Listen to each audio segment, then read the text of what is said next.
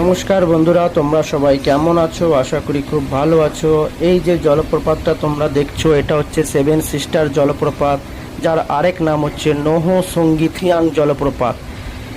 ভারতের মেঘালয় রাজ্যের সোহরা চেরাপুঞ্জিতে অবস্থিত একটি অন্যতম মনোরম ও বিখ্যাত জলপ্রপাত।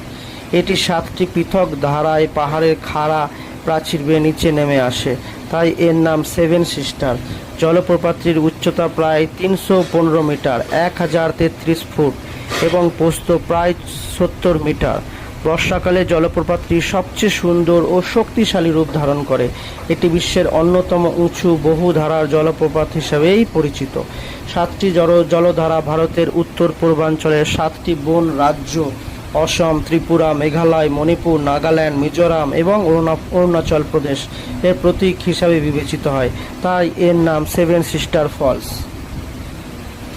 জুন থেকে সেপ্টেম্বর বর্ষাকাল চলে। জলপ্রপাতের পূর্ণ সৌন্দর্য উপভোগ করার জন্য সেরা সময়। অক্টোবর থেকে ফেব্রুয়ারি আবহাওয়া মনোরম থাকে, তাই জলপ্রবাহ তুলনামূলকভাবে কম হতে পারে।